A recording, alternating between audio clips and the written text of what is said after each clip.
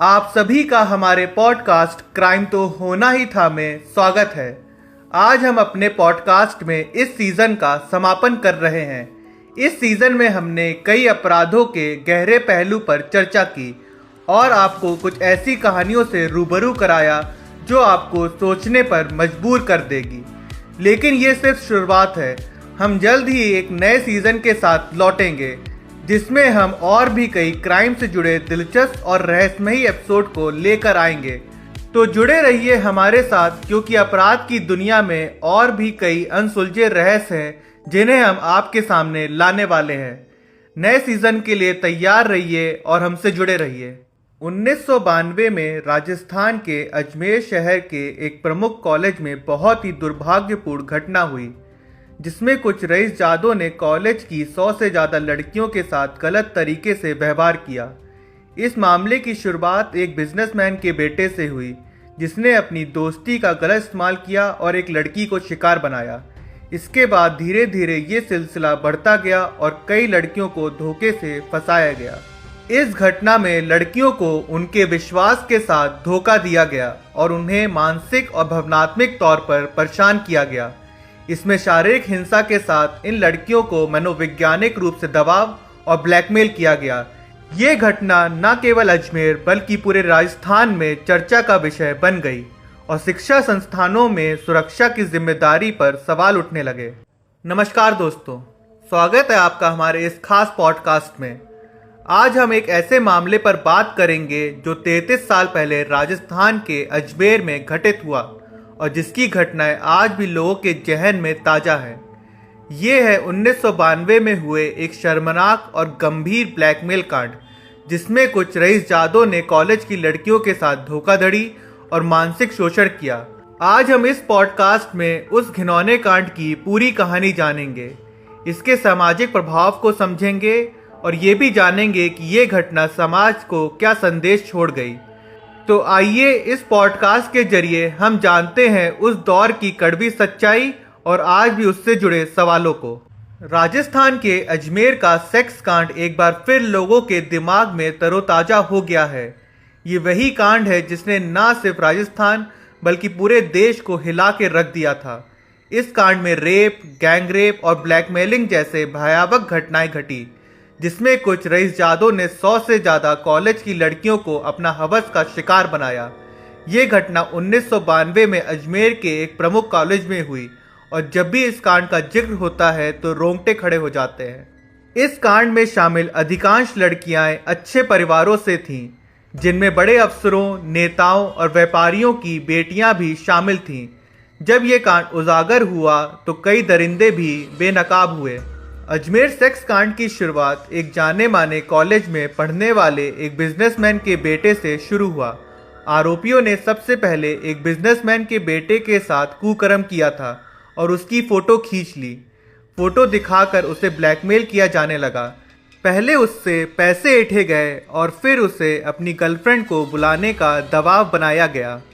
दबाव में आकर बिजनेसमैन का बेटा अपनी गर्लफ्रेंड को लेकर पहुंचा तो आरोपियों ने उसके साथ भी रेप किया और उसकी भी न्यूड फोटो कैमरे में खींच ली गई।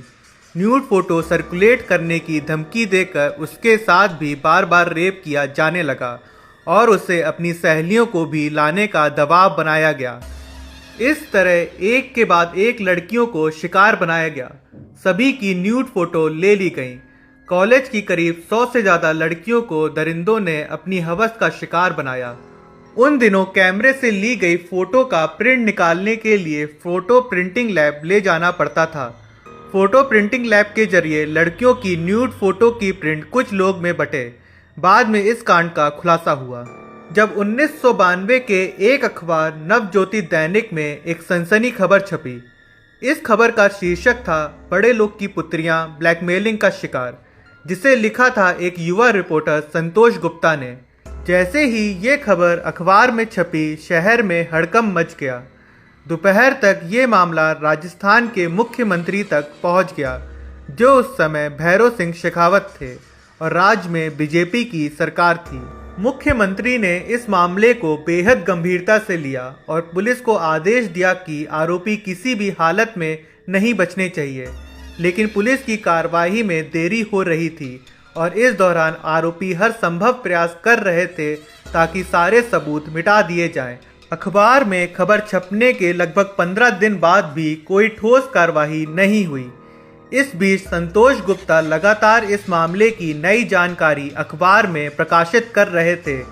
जब उन्हें लगा कि आरोपियों के खिलाफ कार्रवाई नहीं हो रही है तो संतोष गुप्ता ने अपनी अगली रिपोर्ट में इन आरोपियों की तस्वीरें भी प्रकाशित कर दी। रिपोर्ट का शीर्षक था, छात्राओं को ब्लैकमेल करने वाले आज़ाद कैसे रह गए। जब शहरवासियों ने आरोपियों की तस्वीरें पीड़ित लड़कियों के साथ देखी तो उनका गुस्सा फट पड़ा। पूरा अजमेर गुस्से से भरा हुआ था।